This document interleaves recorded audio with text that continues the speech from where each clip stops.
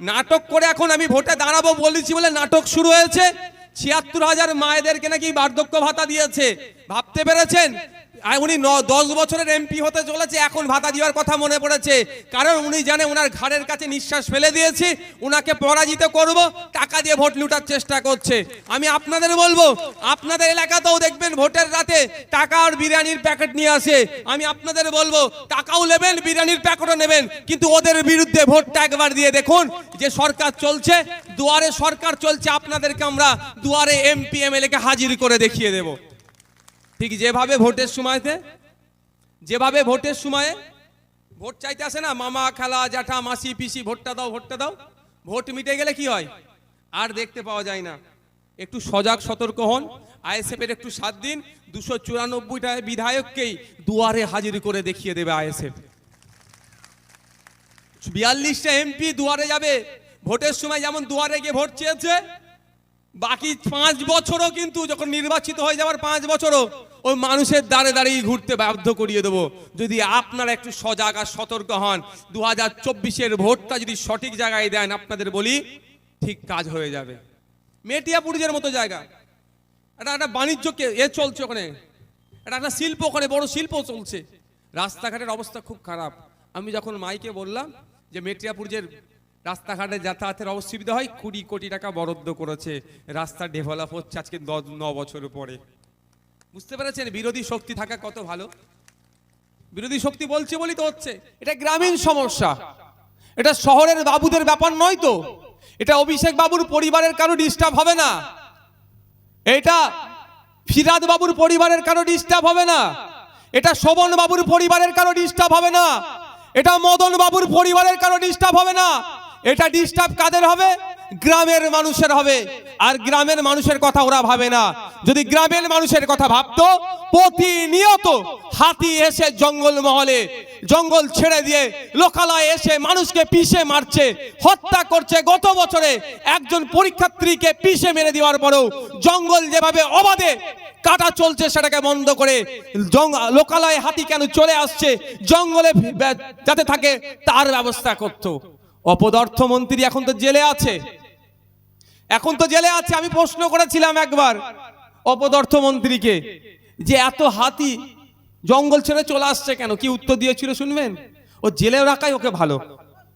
সত্যি বলছি, বলছে হাতিকে আর জঙ্গলের খাবার ভালো লাগছে না, ওই জন্য গ্রামের খাবার খেতে আসছে। বিশ্বাস করুন, আমাকে শুনে হাসি পেয়ে গেছিল। বুঝতে পারছেন কি বলছি? বলছে জঙ্গলের খাবার আর ভালো লাগছে না, ওই জন্য গ্রামে এসে খাবার খাচ্ছে। এটা বলছে না, ওই মুখ্যমন্ত্রীর ভাইপো টাইপের যে সমস্ত দামাল ছেলে আছে, তারা জঙ্গল কেটে সাফ করে দিয়ে ওখানে রিসর্ট বানাচ্ছে, ওদের আমোদ প্রমোদ করার জায়গা বানাচ্ছে। ফলে জঙ্গলে হাতিদের থাকার জায়গা কমে যাচ্ছে, খাদ্যের যোগান কমে যাচ্ছে। সে জঙ্গল ছেড়ে গ্রামের দিকে চলে আসছে খেতে, এসে কি করছে, শুধু খেয়ে যাচ্ছে না, মানুষের ক্ষতিও হয়ে যাচ্ছে। এটা গ্রামীণ সমস্যা। ওই হাতি যদি শহরে ঢুকতো, দেখতেন হাতিকে যাবে কিভাবে জঙ্গলে রাখতে হয়, সব সমস্যার সমাধান করে দিত। শহরে তো ঢুকছে না, ঢুকছে গ্রামে। গ্রামের মানুষ তো সাপে কাটে মারা যাচ্ছে, তো শহরের বাবুদের তো অসুবিধা হচ্ছে না, সেজন্য ওইদিকে কোনো খেয়াল নাই। আমাদেরকে এই আওয়াজগুলো তুলতে হবে। বিগত বছরগুলোতে গ্রাম সভার নামই ভুলে গিয়েছিল। এখন কিছু কিছু জায়গাতে আমাদের মতো বিরোধী শক্তিকে ভয় পেয়ে কিছু কিছু গ্রাম সভা ডাকছে। গ্রাম সভাতে ডাকলে লাভ কি? আপনার এলাকায় অনেক বিধবা মা আছে, এখনো বিধবা ভাতা পাওয়ার যাদের যোগ্য তারা পাচ্ছে না। এমন অনেক বার্ধক্যে উপনীত হয়েছে আমার পিতা সমতুল্য, তারা বার্ধক্যে উপনীত হয়েছে, ভাতা পাওয়ার দরকার, তারা ভাতা পাচ্ছে না। এরকম অনেকে আছে না? কিন্তু খোঁজ নিয়ে দেখুন, মেম্বারের বাপ যে অর্থশালী মেম্বারের বা তৃণমূল কংগ্রেস করে, বাপ বেঁচে আছে, মাকে বিধবা দেখিয়ে ভাতা তুলে খাচ্ছে, এই ধরনের আছে। কিন্তু প্রকৃত যার বিধবা ভাতা পাওয়ার দরকার সে পাচ্ছে না। কিন্তু তবে কিভাবে? লিস্ট কোথায় তৈরি হচ্ছে? তো মেম্বারের বাড়িতে, প্রধানের বাড়িতে লিস্ট তৈরি হচ্ছে। লিস্ট তৈরি হবে গ্রাম সভাতে। আপনার এলাকায় কোথায় পানীয় জলের জন্য কল বসাতে হবে, কোথায় লাইট লাগাতে হবে, কোথায় ঢালাই রাস্তা করতে হবে, কোথায় ছোট্ট পোল করতে হবে, কজন বিধবা ভাতা পাওয়ার যোগ্য, কজন বার্ধক্য ভাতা পাওয়ার যোগ্য, বা এলাকার কি উন্নয়ন হবে, কোনো প্রধান উপপ্রধান এসি রুমে হবে না, বুথে বসে করতে হবে। এটার নাম হচ্ছে গ্রাম সভা। এই অধিকার গ্রামের মানুষের আছে, বুথের মানুষের আছে। কিন্তু তৃণমূল কংগ্রেসের বিরোধিতা মানে আমরা বিরোধী শক্তিকে ওরা শেষ করে দেওয়ার ফলে এটা ওরা ওদের মনের মতো ইচ্ছে মতো ওরা করে নিচ্ছে, প্রধানের বাড়িতে বসে সমিতিতে বসে, যেটা অন্যায় করছে। যাদের দ্বারাই আমাদের শিক্ষা স্বাস্থ্য পরিষেবা ধ্বংস করে দিচ্ছে তাদেরকে আগামী দিনে জনবিচ্ছিন্ন করতে হবে। জনবিচ্ছিন্ন কিভাবে করবেন? তার প্রক্রিয়াই হচ্ছে ভোট। ভোট এদের বিরুদ্ধে দেবেন, এদেরকে জনবিচ্ছিন্ন করে দেবেন। আগামী দিনে এখানে এমন পঞ্চায়েত সমিতির সভাপতিকে বানান যার সর্বপ্রথম কাজ হবে সে শপথ গ্রহণের পরেই ব্লক হসপিটালকে যাতে উন্নত মানের করা যায় সেই দিকে নজর রাখবে, তাই সেই রকম নেতাকে নির্বাচিত করে পঞ্চায়েত সমিতির সভাপতি বানান। তাহলেই আপনার এলাকার উন্নত হবে, আপনার এলাকায় উন্নয়ন হবে, হসপিটালের মান পরিবর্তন হবে। আর অন্যথায় যদি ওই তোলাবাজগুলোকে রাখেন, এখন ওপিডিতে যা হচ্ছে, ওপিডি আগামী দিনে ওপিডিটাও হয়তো বন্ধ হয়ে যাবে, ডক্টর আসবে না। সবার দীর্ঘায়ু কামনা করি। 60 বছরের নিচে কোনো কৃষক মারা গেলে তার পরিবার এককালীন 2 লক্ষ টাকা ক্ষতিপূরণ পায়। কটা কৃষক জানে? একটু হাত তুলে দেখাবে। হ্যাঁ, কেউ জানে না? ওই জানা আজ থেকে জানতে পারলেন। কৃষক আর 40 বছরের ভাই, তুমি এদিকে সরে যাও, ওদেরকে ডিস্টার্ব করছো কেন? ওরা বসার জন্য এত চেয়ার দিয়ে আছে, চট দিয়েছে, বসে না আরামের সাথে। একটু ঠান্ডা মাথায় কৃষকরা শুনুন। 60 বছরের কৃষকও বেঁচে আছে, 80 বছরের কৃষকও বেঁচে আছে, আবার 39 বছর, 40 বছর, 45 বছরের কৃষকও মারা গিয়েছে।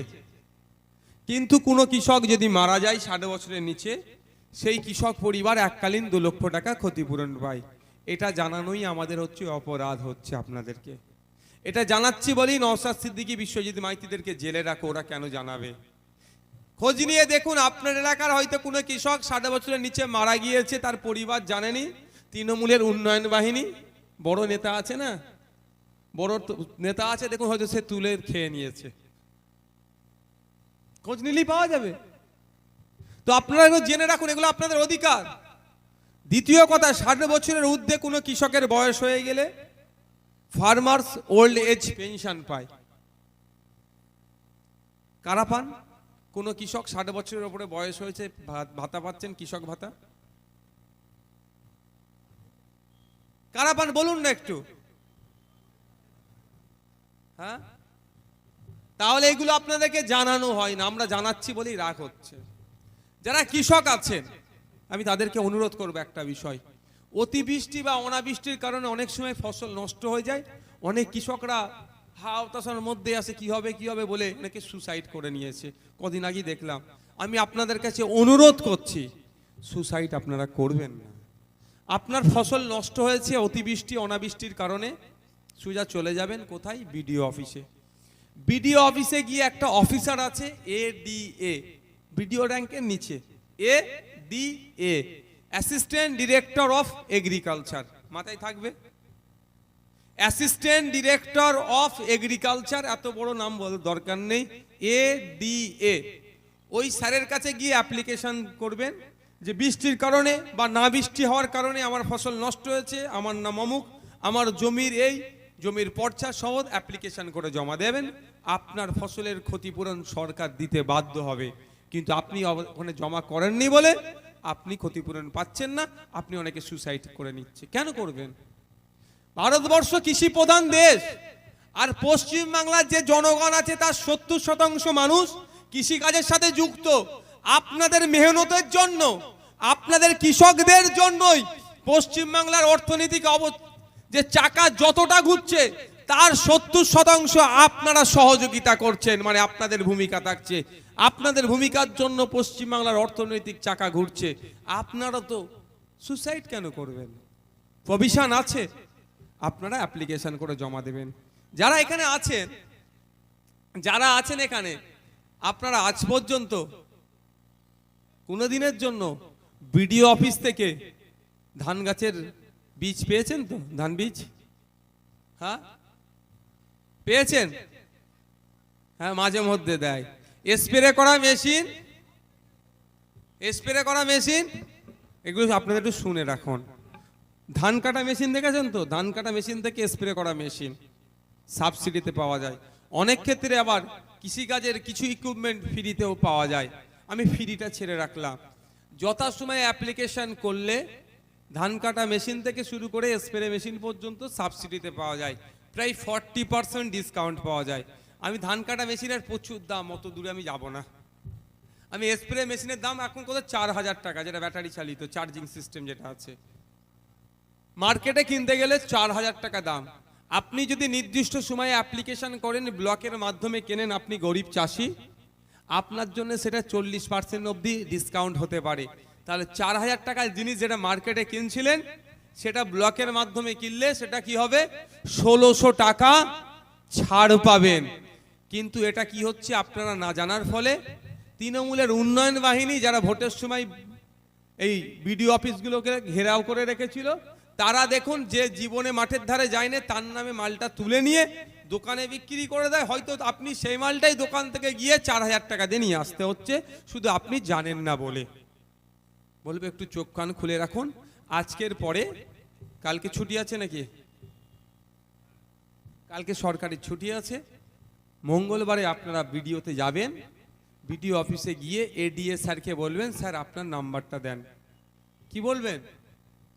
স্যার আপনার নাম্বারটা দেন, আর আমি কৃষক, আমার নাম্বারটা আপনি রাখুন। যে এডিএ স্যারকে রাখা হয়েছে ওই ব্লকের যত কৃষক আছে সবার সাথে সম্পর্ক রাখার জন্য, কৃষকদের অভাব অভিযোগগুলো শুনবে, সেটা সমাধান করার জন্য তাকে ওখানে রাখা হয়েছে। শুধুমাত্র এসি রুমের মধ্যে বসে থাকার জন্য নয়, বা একটা বড় চেয়ার দেওয়া হয়েছে সেখানের জন্য নয়, আপনার কাজ করার জন্য ফিল্ডে এসে আপনাকে বোঝানোর জন্য সেখানে রাখা হয়েছে। তাকে মাইনে দেওয়া হচ্ছে আপনাদেরই মেহনতের টাকা থেকে। সুতরাং আগামী মঙ্গলবার যাবেন, কৃষকরা গিয়ে গিয়ে এডিএ স্যারকে বলবেন, স্যার আপনার নাম্বারটা আমাকে দেন আর আমার নাম্বারটা আপনি রাখুন। বিগত বছরের নাই, এবারে আর তোলাবাজদেরকে, যারা কৃষক নাই তাদেরকে বিভিন্ন যেগুলো ইকুইপমেন্টগুলো আসে তাদেরকে দেবেন না। আমরা গরিব কৃষক, আমাদেরকে দিতে হবে। আমাদের যখন অ্যাপ্লিকেশনের সময় হবে আমাদেরকে জানাবেন, এই নাম্বারটা নিয়ে আসবেন। যদি নাম্বার নিয়ে আসেন, নাম্বার স্বাভাবিকভাবে নেন না, সেই সুযোগটা ওরা কাজে লাগায়। আর আপনি যখন আপনার নাম্বার দিয়ে আসবেন, ওনার নাম্বারটা নিয়ে আসবেন, উনি কিন্তু দুর্নীতি আর করতে পারবেন না তৃণমূলের উন্নয়ন বাহিনীকে সাথে নিয়ে। বুঝতে পেরেছেন তো? আপনাদের অনুরোধ করছি ওদের সাথে যোগাযোগ রাখবেন, যথাসময়ে যেগুলো যা হয় সেগুলো আপনারা পাবেন। মাইনে দিয়ে রাখা হয়েছে, আপনারাই মাইনে দিয়ে রেখেছেন। ওই এডিএ স্যারকে আপনারাই মাইনে দিয়ে ওখানে রেখেছেন। উনি মমতা ব্যানার্জি ট্যাক্সাল থেকে টাকা ছাপাচ্ছেন না, নিজের ট্যাক্সাল নয়, অভিষেক বাবুর ট্যাক্সাল নয়। নাটক করে এখন আমি ভোটে দাঁড়াবো বলেছি বলে নাটক শুরু হয়েছে। ৭৬,০০০ মায়েদেরকে নাকি বার্ধক্য ভাতা দিয়েছে, ভাবতে পেরেছেন? উনি 10 বছরের এমপি হতে চলেছে, এখন ভাতা দেওয়ার কথা মনে পড়েছে। কারণ উনি জানে ওনার ঘাড়ের কাছে নিঃশ্বাস ফেলে দিয়েছি, ওনাকে পরাজিত করব, টাকা দিয়ে ভোট লুটার চেষ্টা করছে। আমি আপনাদের বলবো, আপনাদের এলাকাতেও দেখবেন ভোটের রাতে টাকা আর বিরিয়ানির প্যাকেট নিয়ে আসে। আমি আপনাদের বলবো, টাকাও নেবেন, বিরিয়ানির প্যাকেটও নেবেন, কিন্তু ওদের বিরুদ্ধে ভোটটা একবার দিয়ে দেখুন। যে সরকার চলছে, দুয়ারে সরকার চলছে, আপনাদেরকে আমরা দুয়ারে এমপি এমএলএ কে হাজির করে দেখিয়ে দেব। ঠিক যেভাবে ভোটের সময়ে ভোট চাইতে আসে না মামা, খালা, জ্যাঠা, মাসি, পিসি, ভোটটা দাও, ভোটটা দাও। ভোট মিটে গেলে কি হয়? আর দেখতে পাওয়া যায় না। একটু সজাগ সতর্ক হন। আইএসএফ এর একটু 7 দিন, 294টা বিধায়ককেই দুয়ারে হাজির করে দেখিয়ে দেবে আইএসএফ। 42টা এমপি দুয়ারে যাবে। ভোটের সময় যেমন দুয়ারে গিয়ে ভোট চেয়েছে, বাকি 5 বছরও কিন্তু যখন নির্বাচিত হয়ে যাওয়ার 5 বছরও ওই মানুষের দাঁড়ে দাঁড়িয়ে ঘুরতে বাধ্য করিয়ে দেবো, যদি আপনারা একটু সজাগ আর সতর্ক হন। 2024-এর ভোটটা যদি সঠিক জায়গায় দেন, আপনাদের বলি ঠিক কাজ হয়ে যাবে। মেটিয়াপুরের মতো জায়গা, এটা একটা বাণিজ্যকে চলছে ওখানে, এটা একটা শিল্প, ওখানে বড় শিল্প চলছে। রাস্তাঘাটের অবস্থা খুব খারাপ। আমি যখন মাইকে বললাম যে মেটিয়াপুরের রাস্তাঘাটে যাতায়াতের অসুবিধা হয়, 20 কোটি টাকা বরাদ্দ করেছে, রাস্তা ডেভেলপ হচ্ছে আজকে 9 বছর পরে। বুঝতে পেরেছেন বিরোধী শক্তি থাকা কত ভালো? বিরোধী শক্তি বলছে বলি তো হচ্ছে। আপনার এলাকায় 13 বছর ধরে প্রায় কি আছে, ইছামতি নদীর ওপরে ব্রিজটা আছে। হ্যাঁ, ইছামতির ওপরই তো। হ্যাঁ, ইছামতি কোথায় আছে? ইছামতির ওপরই তো আছে রে ভাই। তো হচ্ছে না তো। আমি আপনাদেরকে দায়িত্ব নিয়ে বলছি, এই লোকসভাটা আমি দায়িত্ব নিয়ে এখানে চ্যালেঞ্জ করে যাচ্ছি।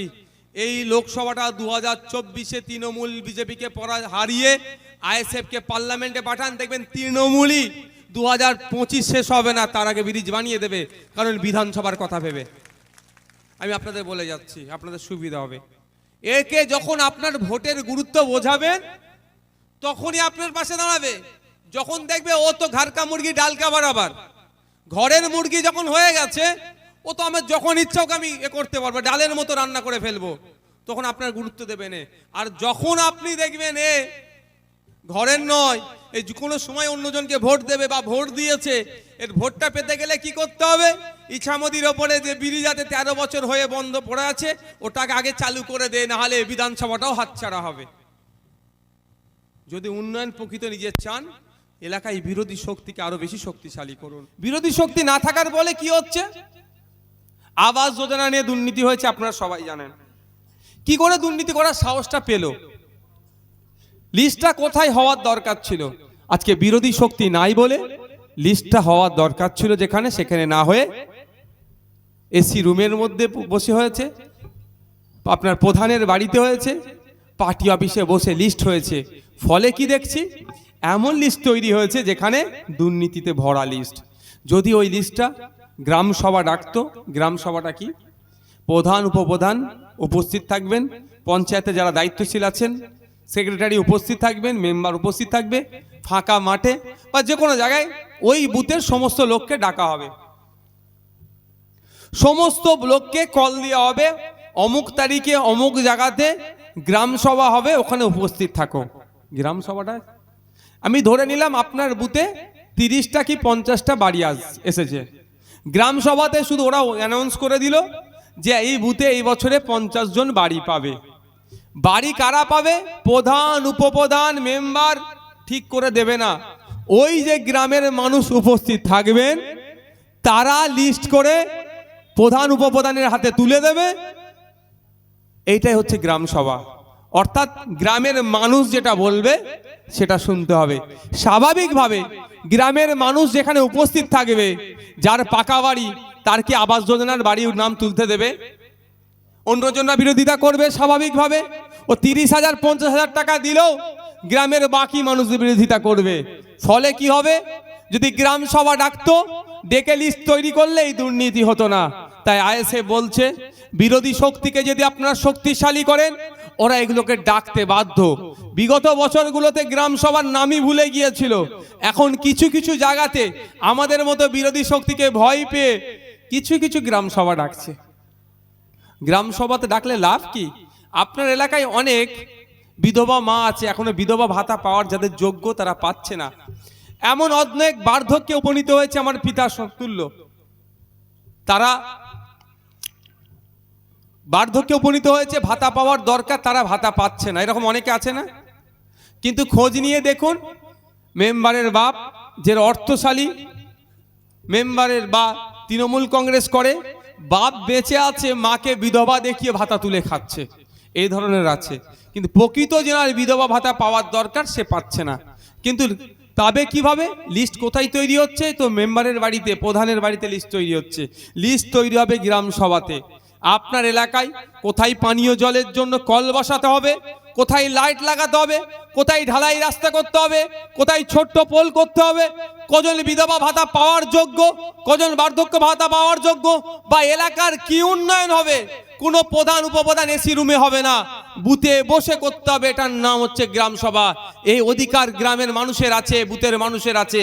কিন্তু তৃণমূল কংগ্রেসের বিরোধিতা, মানে আমরা বিরোধী শক্তিকে ওরা শেষ করে দেওয়ার ফলে এটা ওরা ওদের মনের মতো ইচ্ছে মতো ওরা করে নিচ্ছে, প্রধানের বাড়িতে বসে, সমিতিতে বসে, যেটা অন্যায় করছে। আমি আপনাদের বলবো যে আপনারা সজাগ সতর্ক হলে আগামী দিন এটা ফিরে আসবে। ওটা বাজে দেখো তো।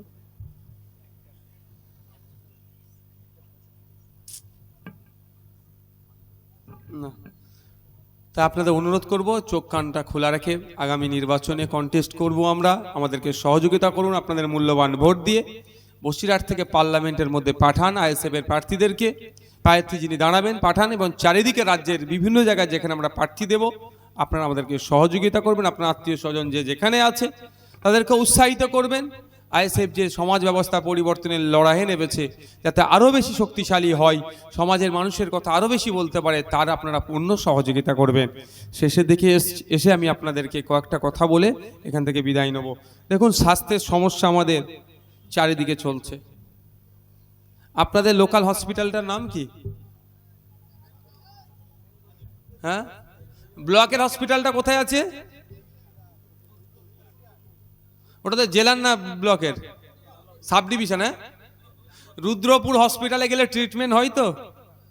আমার একটা কোনো মাকে বা কোনো বোনকে যারা প্রেগনেন্ট আছে, সন্তান প্রসবের জন্য নিয়ে গেলে তার সন্তান প্রসব ওখানে হয়? হলে বলবেন আপনারা। হ্যাঁ, কোথায় যেতে হয় একটু বলুন না, কোথায় যেতে হয়? বসিরহাট এখান থেকে কত কিলোমিটার? 10 কিলোমিটার। আর যদি হেভি ইনজোর্ড কেউ হয়ে যায়, বসিরহাটে গেলে হয় কোথায় যেতে হয়? আরজি করে। বাহ, এবার বলুন আপনাদের এখানকার যে লোকাল হসপিটালটাকে মেরে রেখেছে কেন? লোকাল হসপিটালে খোঁজ নিয়ে দেখুন, আমার মানে ইসিজিও ঠিকঠাক হয় না, এক্সরে ইসিজিও ঠিকঠাক হয় না। হয় কি? কেন হয় না? এগুলো তো লোকাল হসপিটালে হওয়ার দরকার। ব্লকের হসপিটালে খোঁজ নিয়ে দেখুন। আপনাদের এখানে যে তৃণমূলের বড় বড় নেতারা আছে না, বড় বড় কথা ভাষণবাজি করে বেরোয় চলে, তাদের সাথে দেখুন বেসরকারি সব হসপিটাল আমি বলবো না, নার্সিংহোমের মালিকগুলোর সাথে তৃণমূলের ব্লকের জেলার নেতাদের খুব ভালো সম্পর্ক। মিলছে কি? অমুক মালিকের সাথে অমুক তৃণমূলের নেতার কেমন মিল আছে, একটু চোখটা বন্ধ করে দেখুন। কেন বলুন তো? মাসোহারা দেয়। যদি সরকারি জায়গায় ইসিজি হয়ে যায়, এক্সরে হয়ে যায়, বিভিন্ন চিকিৎসা যদি আমি সরকারি হসপিটাল থেকে পেয়ে যাই, রক্ত পরীক্ষা থেকে শুরু করে যা পরিষেবায় চিকিৎসা পরিষেবা, স্বাভাবিকভাবে আমি কি টাকা দিয়ে আর বেসরকারি থেকে করব? আমি তো করব না ভাই। কে করবেন বলতে পারছি না। আমি করব না। সরকারিতে যদি আমি ফ্রি বিনামূল্যে পাই, কেন বেসরকারিতে যাব? তাহলে যদি সবাই সরকারিতে চলে যায়, বেসরকারিগুলো মাছি মারবে তো? বেসরকারিগুলো মাছি মারবে তো। বেসরকারি হসপিটালের মালিকগুলোকে খোঁজ নিয়ে দেখুন, কিন্তু সময় নয়, একটা মাসোহারা আপনাদের ব্লকের নেতাগুলো পায়। এই ব্লকের নেতাগুলো মাসোহারা নিয়ে ব্লকের সরকারি হসপিটালগুলোকে ধ্বংস এই নেতাদের দ্বারাই হয়ে যাচ্ছে। যাদের দ্বারাই আমাদের শিক্ষা স্বাস্থ্য পরিষেবা ধ্বংস করে দিচ্ছে, তাদেরকে আগামী দিনে জনবিচ্ছিন্ন করতে হবে। জনবিচ্ছিন্ন কিভাবে করবেন? তার প্রক্রিয়াই হচ্ছে ভোট।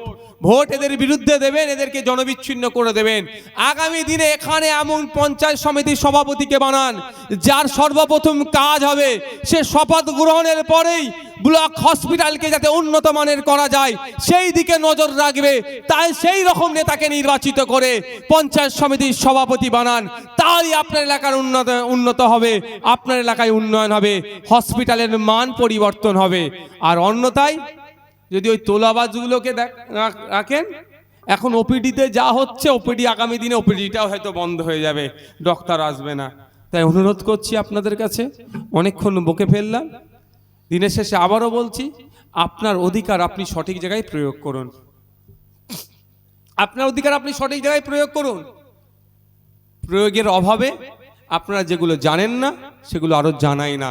সঠিক জায়গায় প্রয়োগ করলে আপনারা অনেক কিছু জানতে পারবেন।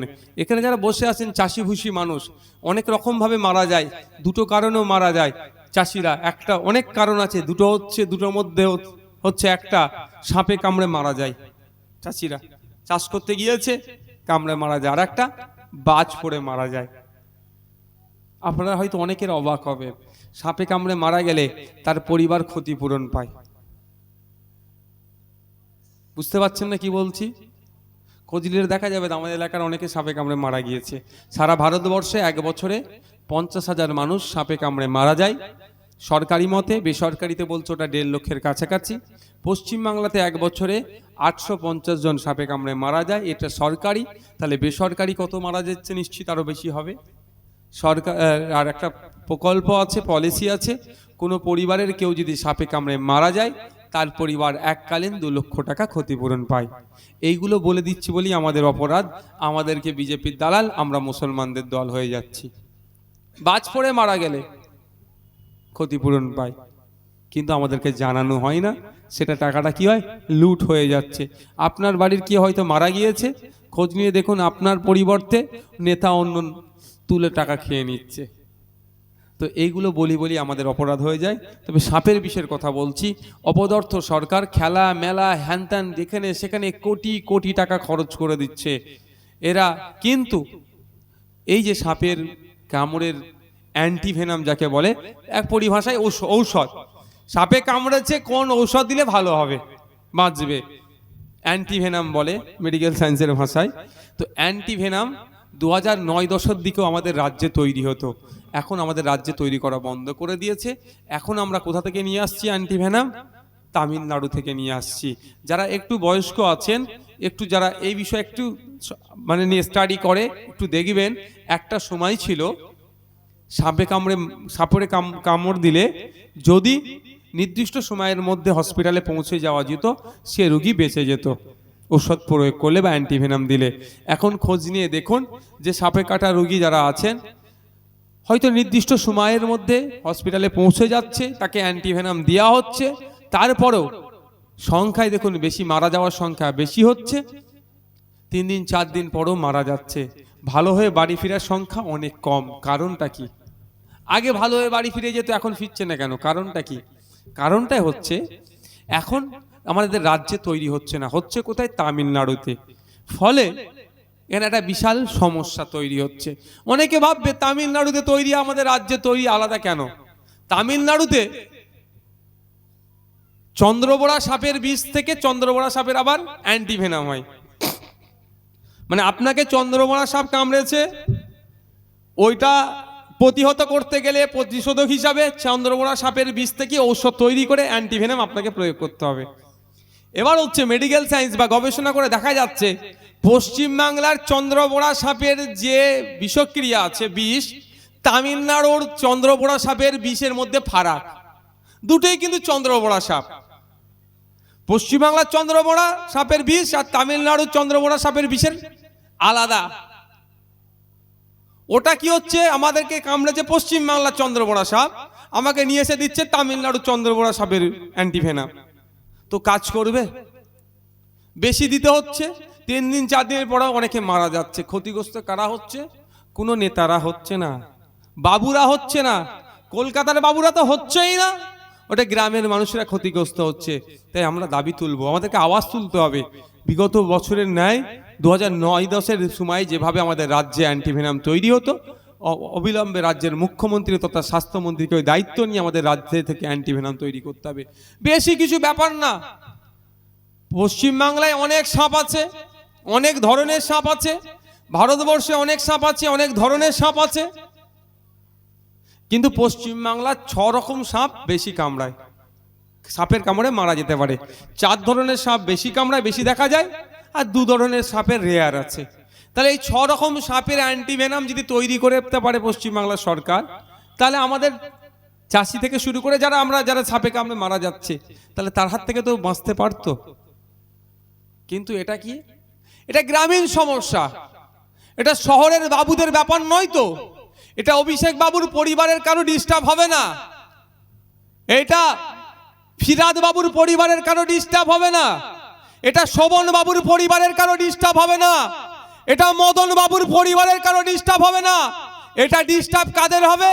গ্রামের মানুষের হবে। আর গ্রামের মানুষের কথা ওরা ভাবে না। যদি গ্রামের মানুষের কথা ভাবতো, প্রতিনিয়ত হাতি এসে জঙ্গল মহলে জঙ্গল ছেড়ে দিয়ে লোকালয়ে এসে মানুষকে পিষে মারছে, হত্যা করছে। গত বছরে একজন পরীক্ষার্থীকে পিষে মেরে দেওয়ার পরেও জঙ্গল যেভাবে অবাধে কাটা চলছে সেটাকে বন্ধ করে লোকালয়ে হাতি কেন চলে আসছে, জঙ্গলে যাতে থাকে তার ব্যবস্থা করত। অপদার্থ মন্ত্রী এখন তো জেলে আছে, আমি প্রশ্ন করেছিলাম একবার অপদার্থ মন্ত্রীকে যে এত হাতি জঙ্গল ছেড়ে চলে আসছে কেন, কি উত্তর দিয়েছিল শুনবেন? ও জেলে রাখাই ওকে ভালো। সত্যি বলছি, বলছে হাতিকে আর জঙ্গলের খাবার ভালো লাগছে না, ওই জন্য গ্রামের খাবার খেতে আসছে। বিশ্বাস করুন, আমাকে শুনে হাসি পেয়ে গেছিল। বুঝতে পারছেন কি বলছি? বলছে জঙ্গলের খাবার আর ভালো লাগছে না, ওই জন্য গ্রামে এসে খাবার খাচ্ছে। এটা বলছে না ওই মুখ্যমন্ত্রীর ভাইপো টাইপের যে সমস্ত দামাল ছেলে আছে তারা জঙ্গল কেটে সাফ করে দিয়ে ওখানে রিসর্ট বানাচ্ছে, ওদের আমোদ প্রমোদ করার জায়গা বানাচ্ছে, ফলে জঙ্গলে হাতিদের থাকার জায়গা কমে যাচ্ছে, খাদ্যের যোগান কমে যাচ্ছে, সে জঙ্গল ছেড়ে গ্রামের দিকে চলে আসছে খেতে, এসে কি করছে শুধু খেয়ে যাচ্ছে না, মানুষের ক্ষতিও হয়ে যাচ্ছে। এটা গ্রামীণ সমস্যা। ওই হাতি যদি শহরে ঢুকতো, দেখতেন হাতিকে যাবে কিভাবে জঙ্গলে রাখতে হয়, সব সমস্যার সমাধান করে দিত। শহরে তো ঢুকছে না, ঢুকছে গ্রামে। গ্রামের মানুষ তো সাপে কাটে মারা যাচ্ছে, তো শহরের বাবুদের তো অসুবিধা হচ্ছে না, সেজন্য ওইদিকে কোনো খেয়াল নাই। আমাদেরকে এই আওয়াজগুলো তুলতে হবে। আর এ কথা বলি বলে, মানুষের সমস্যার কথা বলি বলে আমরা বিজেপি দালাল হয়ে যাচ্ছি, আমরা মুসলমানদের দল হয়ে যাচ্ছি। যেখানে হকের কথা বলছি, অধিকারের কথা বলছি, আমাদেরকে এভাবে দেখে দিচ্ছে। তবে এই নিয়ে আমরা ভাবি না।